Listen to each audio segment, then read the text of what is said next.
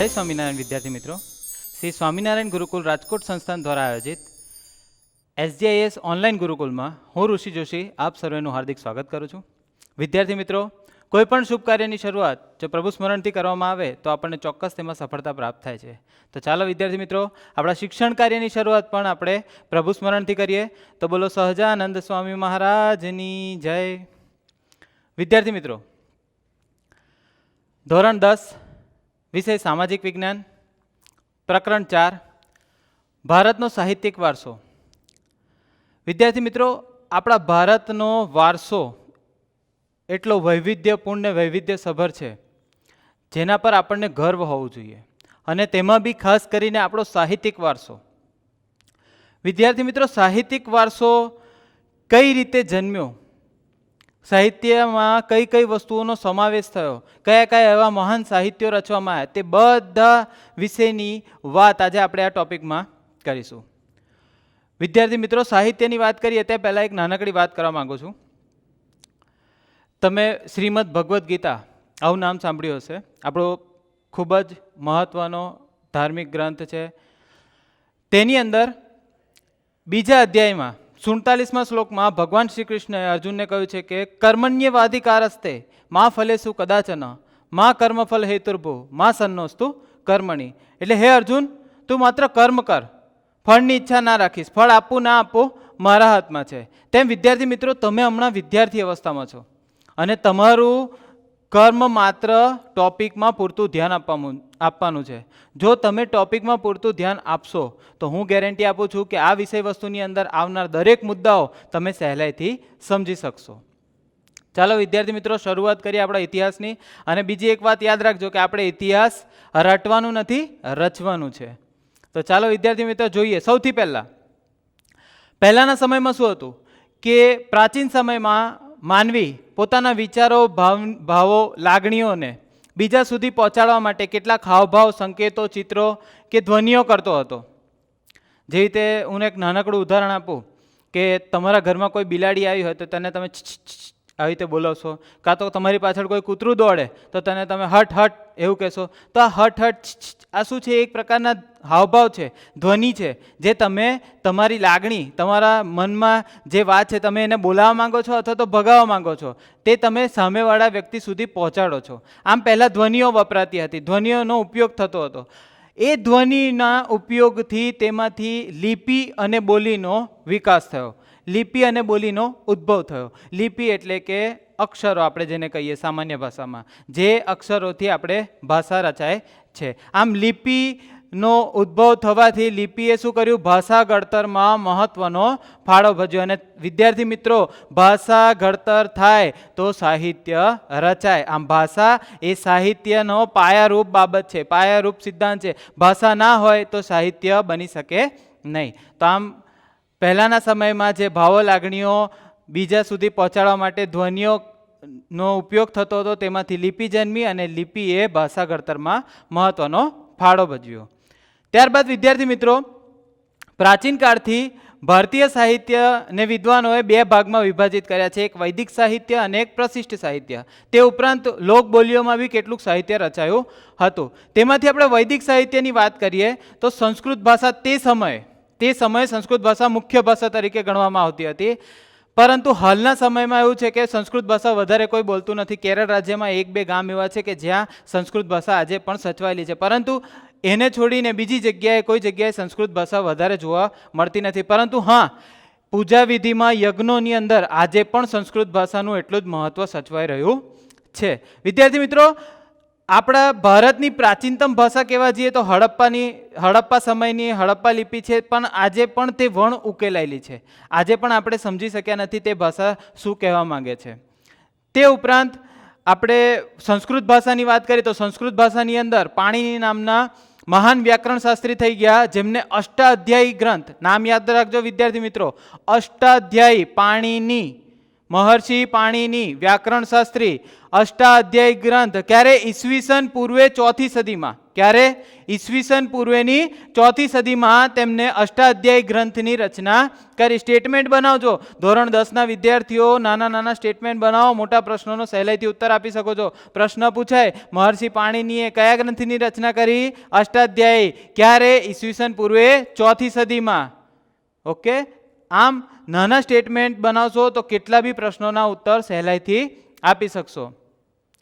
ત્યારબાદ સંસ્કૃત ભાષાની વાત કરીએ તો સંસ્કૃત ભાષાને વિદ્યાર્થી મિત્રો આર્યની ભાષા, ઋષિઓની ભાષા અને વિદ્વાનોની ભાષા, આમ સંસ્કૃત ભાષાને અલગ અલગ નામથી પણ ઓળખવામાં આવતી હતી. તેમને આર્યની ભાષા બી કહેવાતી હતી, ઋષિઓની ભાષા બી કહેવાય અને વિદ્વાનોની ભાષા બી કહેવાય. તે ઉપરાંત ધર્મ, જ્ઞાન, તત્વજ્ઞાન અને વિજ્ઞાનની ભાષા તરીકે પણ સંસ્કૃત ભાષાને ઓળખવામાં આવતી હતી. આમ વિદ્યાર્થી મિત્રો આપણી પ્રાચીનતમ ભાષા, માતૃભાષા જે કહીએ એ સંસ્કૃત ભાષા છે અને સંસ્કૃત ભાષા જ છે જેમાંથી બીજી બધી ભાષાઓ ઉત્પન્ન થઈ છે.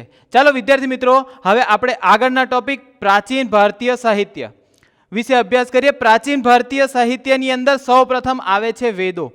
બ્રહ્માજીના મુખમાંથી, આપણા પુરાણો અનુસાર કે બ્રહ્માજીના મુખમાંથી વેદોનો જન્મ થયો છે. અને વેદ એક એવી વસ્તુ છે, વેદો એવી વસ્તુ છે, મુખ્ય 4 વેદો છે, પણ વેદ એવી વસ્તુ છે, વેદનું જો આપણે ગ્રહણ કરીએ તો આપણે ખરેખરા જ્ઞાની કહેવાઈએ. એટલા માટે જ અહીંયા વેદનો અર્થ જ્ઞાન થાય છે. પ્રશ્ન પૂછાય વેદનો અર્થ શું થાય છે? તો વેદનો અર્થ જ્ઞાન થાય છે. તો વેદ માટે આવો પ્રશ્ન પૂછાય તો વેદ કેટલા છે અને કયા કયા? તો કુલ 4 વેદ છે. પહેલો છે ઋગ્વેદ, બીજો છે સામવેદ, ત્રીજો છે યજુર્વેદ અને ચોથો છે અથર્વવેદ. ફરીથી એકવાર કહું છું, ઋગ્વેદ, સામવેદ, યજુર્વેદ અને અથર્વવેદ. આ 4 વેદ, આ મુખ્ય 4 વેદ છે. એમાંથી બી ઋગ્વેદ એ સૌથી પ્રાચીનતમ ગ્રંથ ગણાય છે વિદ્યાર્થી મિત્રો આપણા ભારતીય સાહિત્યનો.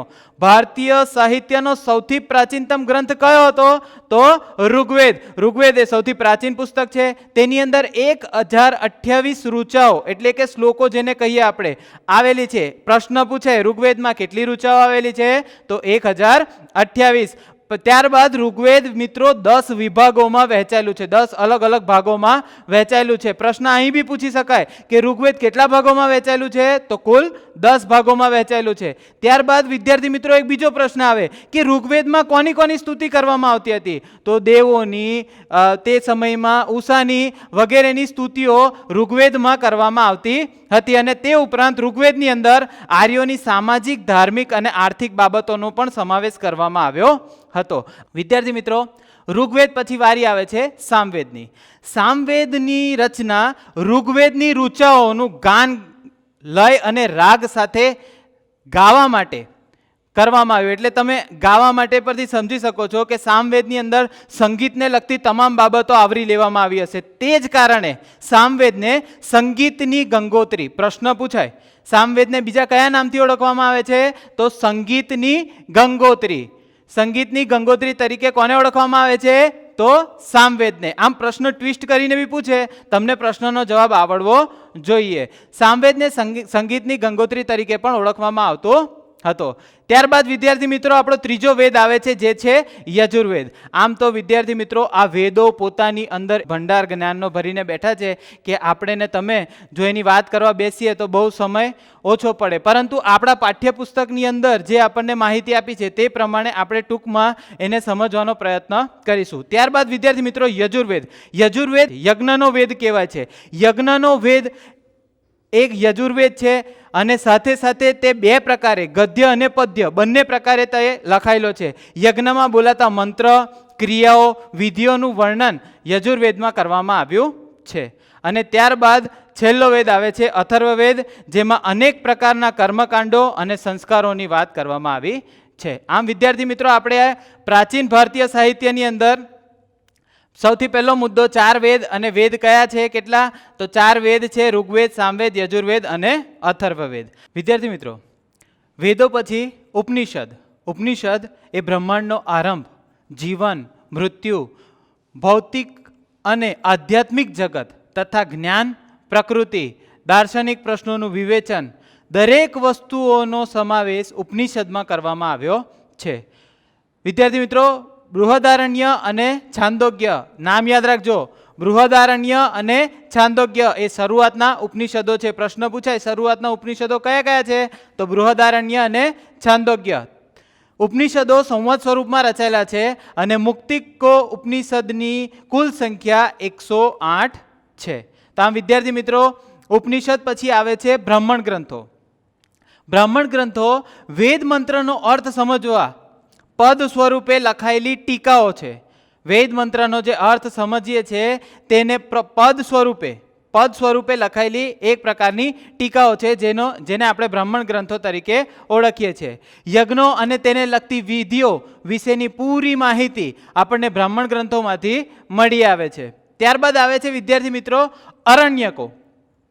આર્યો પોતાના અંતિમ સમયમાં અરણ્ય એટલે કે વનમાં જઈને રહેતા, આશ્રમ બાંધીને રહેતા અને તત્વજ્ઞાનથી ભરપૂર એવા સાહિત્યનું સર્જન કરતા અને એ સાહિત્યને આરણ્યકો તરીકે ઓળખવામાં આવે છે. આમ આર્યો દ્વારા રચાયેલા અરણ્યકો જે તેમના અંતિમ સમયગાળા દરમિયાન અરણ્ય એટલે કે વનમાં રચાયા હતા, તેથી તેમને અરણ્યકો તરીકે ઓળખવામાં આવે છે. આમ વિદ્યાર્થી મિત્રો, આપણે વેદ, ઉપનિષદ, બ્રાહ્મણ ગ્રંથો, અરણ્યકો અને ત્યારબાદ વેદાંગ એટલે કે વેદના અંગો. વેદાંગના 6 અંગ છે અને તેની અંદર અહીંયા આપણે પાઠ્યપુસ્તક પ્રમાણે વેદાંગની અંદર કર્મકાંડો ઉપરાંત જ્યોતિષ, વ્યાકરણ અને ખગોળશાસ્ત્ર વગેરેનું પણ વેદાંગની અંદર સમાવેશ કરવામાં આવે છે. વેદાંગમાં આપણને મળી આવે છે. ત્યારબાદ વિદ્યાર્થી મિત્રો, મહત્વપૂર્ણ ગ્રંથ મહાકાવ્ય રામાયણ અને મહાભારત. સૌથી પહેલા રામાયણ એ શ્રી રામચંદ્ર, અયોધ્યાના રાજા શ્રી રામચંદ્રના જીવન વિશેની વાત છે. રાજા રામ જન્મ્યા પછી અલગ અલગ કાંડોમાં વિભાજિત છે. લંકા કાંડ આવે, સુંદરકાંડ આવે, કિષ્કિંધા કાંડ આવે, અયોધ્યા કાંડ આવે. અલગ અલગ કાંડમાં વિભાજિત મહર્ષિ વાલ્મીકી રચિત રામાયણ એક ખૂબ સુંદર અને આપણા હિન્દુ ધર્મ માટે સૌથી પવિત્રમાં પવિત્ર ગ્રંથ એવો રામાયણ છે. રામાયણની અંદર એવી દિલચસ્પ વાતો, એવી સરસ મજાની વાતો અને વાર્તાઓ કરવામાં આવી છે. ભગવાન રામચંદ્રનું જીવન એવી રીતે વર્ણવવામાં આવ્યું છે કે આજે તમે આ કોરોનાના મહામારીની અંદર જોયું હશે તો 33 વર્ષ પછી રીટેલિકાસ્ટ થયેલી રામાયણ સિરિયલે સૌથી વધારે TRP મેળવી છે વિદ્યાર્થી મિત્રો.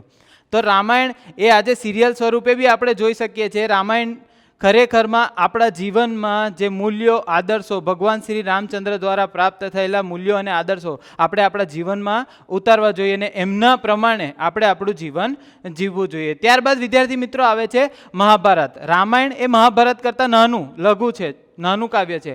મહાભારત વિશાળ છે, વિશાળ મહાકાવ્ય છે. ઓછામાં ઓછા 1 લાખ શ્લોકોથી ભરેલું મહાકાવ્ય છે.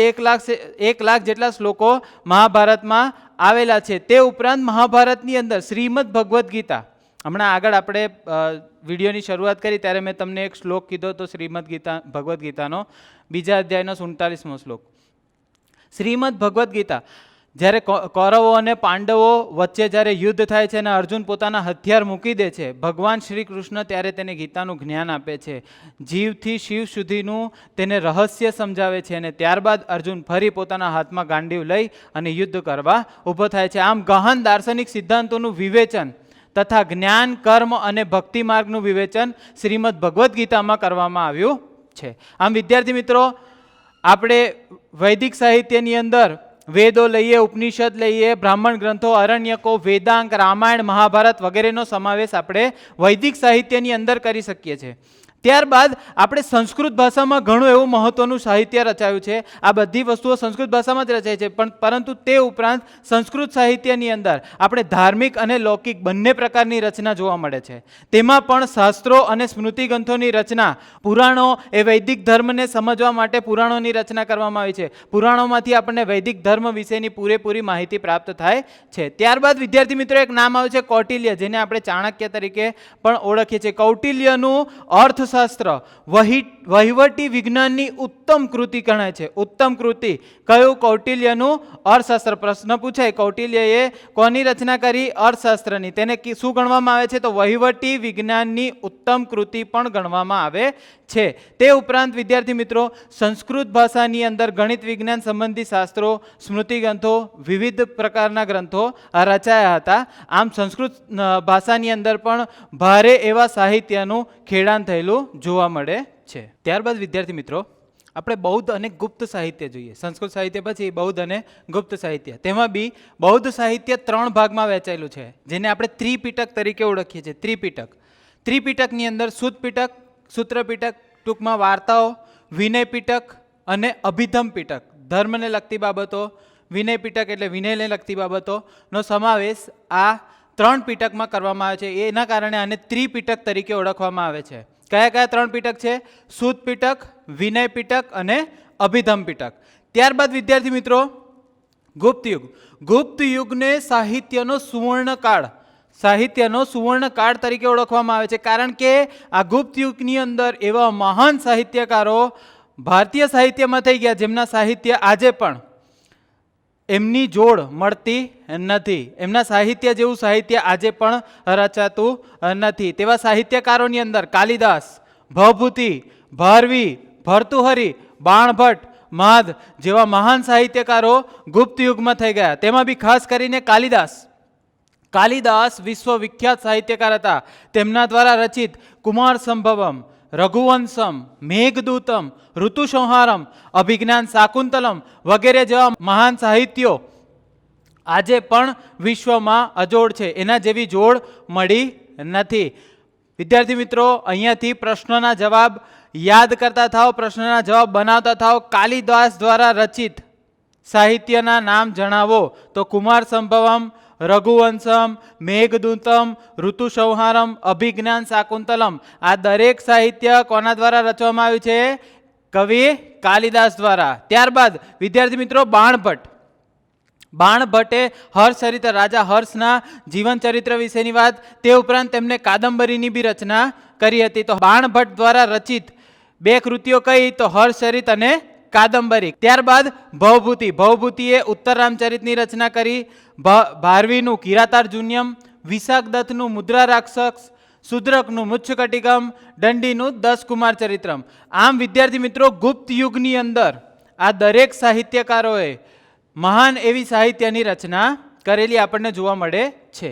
ત્યારબાદ વિદ્યાર્થી મિત્રો આપણા ગુજરાતી ગદ્ય અને પદ્ય સાહિત્યની વાત કરીએ તો આપણા ગુજરાતી સાહિત્યની અંદર પણ મહાન સાહિત્યકારો થઈ ગયા. જે રીતે નરસિંહ મહેતાનો વૈષ્ણવજન તો તેને જ કહીએ, જે પીડ પરાઈ જાણે રે, પર દુખે ઉપકાર સહે તો મન અભિમાન ના આને રે. આવા પદો આજે બી લોકકંઠે સચવાયેલા છે. વિદ્યાર્થી મિત્રો, નરસિંહ મહેતા, મીરાબાઈ, દયારામ, અખો, પ્રેમાનંદ, ગંગાસતી વગેરે દ્વારા રચાયેલા પદો, ગીતો, ગરબી, છપ્પા, આખ્યાન ગુજરાતી સાહિત્યના માથા પર સુવર્ણ તાજ સમાન આજે પણ શોભે છે.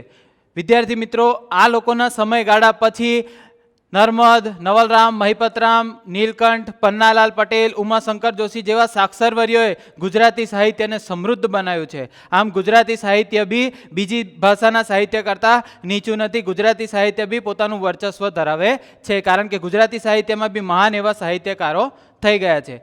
ત્યારબાદ વિદ્યાર્થી મિત્રો આપણે જોઈએ તો તમિલ, તેલુગુ, કન્નડ અને મલયાલમ આ 4 દ્રવિડી ભાષાઓ છે.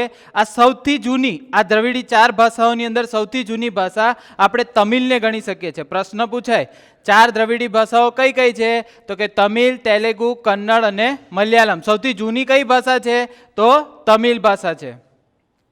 વિદ્યાર્થી મિત્રો, ભારતની પ્રચલિત પરંપરા અનુસાર 3 સંગમોનું તે વખતે આયોજન અને આ કરવામાં આવ્યું હતું, અને આ સંગમોની અંદર વિષયોમાં રાજનીતિ, યુદ્ધ, પ્રેમ પ્રસંગો વગેરે વિષયો પર આ સંગમોની રચના કરવામાં આવી હતી. તે સમયમાં તમિલ ભાષાની અંદર એતુ તો કઈ 8 કાવ્યોનું સંકલન, તેના પછી તોલકાપ્પિયમ. વિદ્યાર્થી મિત્રો નામ સાંભળજો, તોલકાપ્પિયમ એ વ્યાકરણ ગ્રંથ છે, અને પથ્થુપાતુ એટલે 10 ગીતો. આમ તમિલ ભાષામાં આ સાહિત્યની રચના થઈ. તે ઉપરાંત તિરુવલ્લુવરે નામના મહાન સાહિત્યકારે કુરલ સાહિત્યની રચના કરી, અને ત્યારબાદ શિલ્પત્તિકારમ અને મણિમેખલાઈ જેવા સાહિત્યોની બી તમિલ ભાષામાં રચના કરવામાં આવી. આમ વિદ્યાર્થી મિત્રો, આપણા પ્રાચીન ભારતીય સાહિત્યની અંદર વૈદિક સાહિત્ય, સંસ્કૃત ભાષાના સાહિત્ય, ગુપ્ત યુગનું સાહિત્ય, બૌદ્ધ સાહિત્ય, ગુપ્ત સાહિત્ય, ત્યારબાદ ગુજરાતી સાહિત્ય અને તમિલ ભાષામાં, દ્રવિડી ભાષામાં રચાયેલા કેટલાક સાહિત્ય વિશે આપણે વાત કરી. દરેક સાહિત્ય પોતપોતાના અલગ આગવી ઓળખ ધરાવે છે, કારણ કે આપણા ભારત દેશની અંદર વિવિધ સંસ્કૃતિઓ અને વિવિધ ભાષાઓ ભેગી થઈને સમન્વય થઈને રહે છે. તેથી જ આપણા ભારત અખંડિત છે, વિવિધતામાં એકતા ધરાવતો દેશ છે. તો આપણે આપણા દેશ પર ગર્વ હોવું જોઈએ. આશા રાખું છું વિદ્યાર્થી મિત્રો તમને આ ટોપિકની અંદર આવનાર દરેક વિષય વસ્તુના મુદ્દામાં પૂરેપૂરી માહિતી પ્રાપ્ત થઈ હશે. બસ એ જ આશા સાથે જય સ્વામિનારાયણ.